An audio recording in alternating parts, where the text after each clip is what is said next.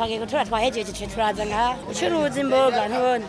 Muma Komine ya Mpanda na Bubanza ari mu ntara nshasha ya Bujumbura mu bibanza vyariko biberamwo amatora kuva igihe c'inyuma ya sasita abenegihugu basa n'abahejeje gutora.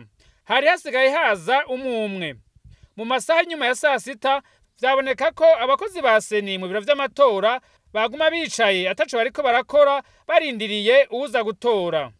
Turi neza na neza kw'ishure shingiro rya Muzinda ahabereye amatora y'abashinga amateka n'abahanuzi mu nama mpanuzwa jambo ya komine. Aho ku Muzinda rero kw'ishure shingiro hakaba hari ibibanza vy'itora vya Muzinda ya mbere, Muzinda ya kabiri na Muzinda ya gatatu, hamwe no kuri Lycée ya komine ya Muzinda naho nyine hakaba habereye amatora.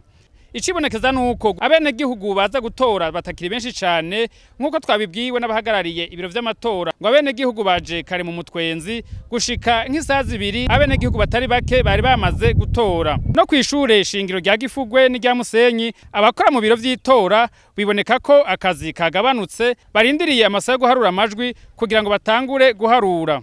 Abenegihugu bakaba bavuga ko bazindutse mu gikorwa cyo gutora kugira ngo bace baza kubandanya imirimo yabo. Uri ku mirimo yawe misi yose uno munsi hiriwe igikorwa c'amatora mbega we watoye? Ebana isaha 9 naringiye. Sinatoye nahezeze vrema kuko utatoye hajya ntubura umuntu. Indongozi duhezeze gutora nuko zokora ibikorwa zigakunda umwete. Hama natwe bwe tukabonerwa ziduserukire twese. Badushikane kwiterambere natwe tubonerweho. Akamo twotera abo duhejeje kwitorera nuko boba indongozi nziza, indongozi zizotwarira bose, indongozi zizoshira imbere ineza igihugu cacu n'ineza y'abenegihugu.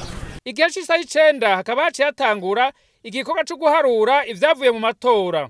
Mu kibanza c'itora cyo kw'ishure shingiro rya Rugenge muri zone ya Musenyi hamwe na Lycée ya komine Mpanda, igikorwa cyo guharura ivyavuye mu matora kikaba cariko kigenda neza mu maso y'indorerezi zarungitswe n'imigambwe itandukanye.